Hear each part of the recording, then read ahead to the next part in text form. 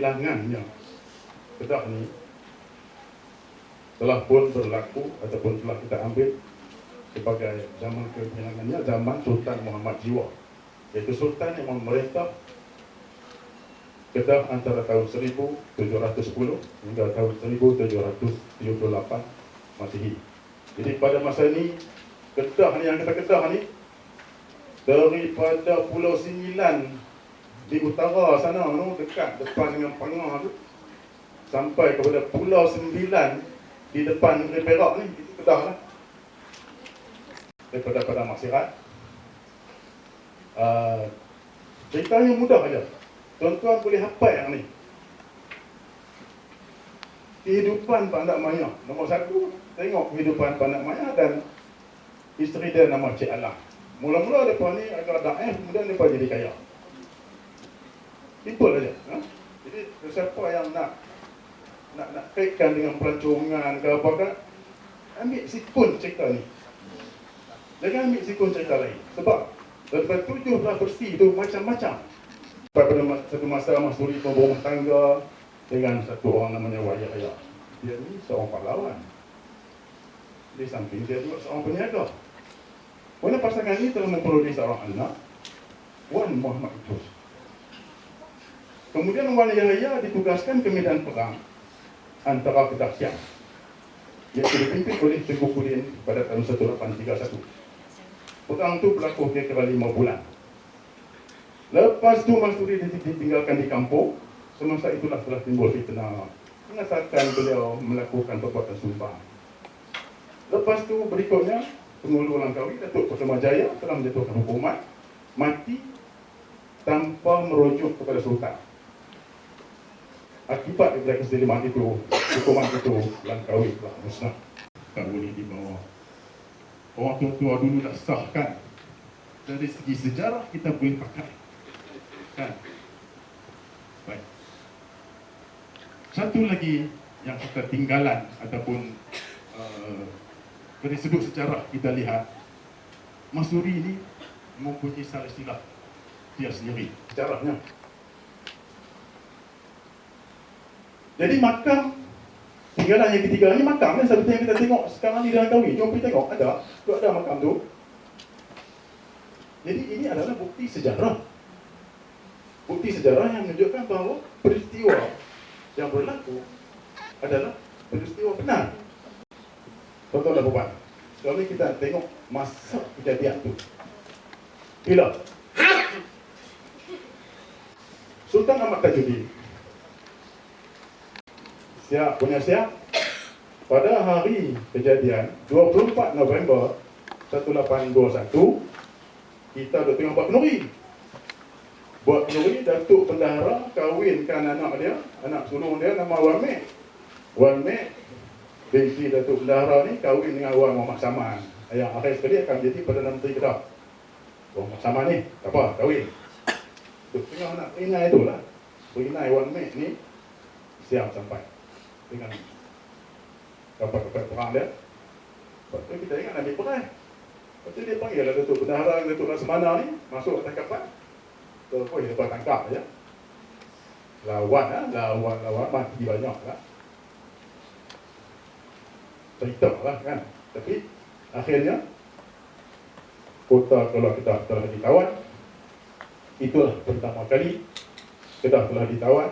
Kemudian orang Siam pun hantar tentera dia dengan banyaknya pergi duduk buat pusat di Alok Ganu. Alok Ganu tu dekat dengan Kepala Batas Hela ni. Di situ ada markas dia. Pasal tentera ni main serang. Baik. Dalam sejarah pula, dalam cerita-cerita Mas Suri ni, kita ada kaitkan Langkawi ini telah musnah akibat daripada sumpah Mas Suri. Dan ramai orang mengaitkan sumpah Mas Suri ini dengan kemusnahan besar negeri Kedah. Saya rasa okey, tak ada masalah. Itu kaitan sajalah. Sama ada kemusnahan orang Siam serang tu kerana sumpah ke, ini kita tak boleh nak cakap kan, tak boleh nak bicara pasal kita tak tahu. Tapi yang berlaku macam tu lah. Selepas Mas Suri dihukum, Langkawi telah diserang oleh siapa? Jadi sekarang ni ada dua Datuk Perkemajaya. Perkemajaya tua dengan Perkemajaya muda. 1839 wujudnya Datuk Perkemajaya yang muda.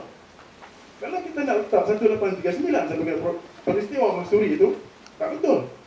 Sebab Datuk Perkemajaya muda pada masa itu yang ada. Dinasti sebelum itu. Bukan 1821, bukan 1839. Di manakah kemusnahan yang berlaku satu lagi? Ialah 1831. Baik. Ini saya dah bagi alasan tadi. Kita langkah saja lah. Okey. Pasal apa 1831? Saya berserang secara besar-besaran. Akhirnya Tengku Pudin mati. Mengapa saya kata event kisah Mansuri ini adalah event sejarah? Masa pun kita ada, tempat pun kita dah ada. Tuan-tuan jelas berlaku. Peristiwa itu berlaku bila? Kita panggil ke fitnah itu berlaku bila? Ialah sebelum perang 1831. Dan dalam cerita Mansuri, kejadian berlaku itu masa anak dia umur 2 tahun. Dia ada anak kita sebut tadi ni, Wan Muhammad Idrus tu, umur 2 tahun. Selepas itu berlaku hukuman. Jadi beberapa bulan saja lepas itu baru berlaku pemusnahan ataupun sumpah kita tadi ni. Oleh itu kita kata kejadian hukuman tu berlaku sekitar masa tu. Walaupun tarikh tepat hari bulan berapa kita tak boleh beritahu, tak tahu. Allah Alam. Baik. Cuma kita sampai penghujung lah. Saya nak rumuskan bahawa fakta sejarah kisah Mansuri dan makam Mansuri ini adalah satu fakta sejarah, dia bukan legenda. Jadi tahun yang saya cadangkan 1831 adalah dasar. Ada dasar yang kita sebut tadi ni. Pasal apa kita sebut 1831 kejadian itu berlaku?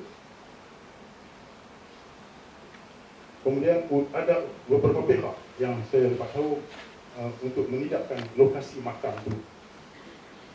Saya rasa jangan buat macam tu lah. Kita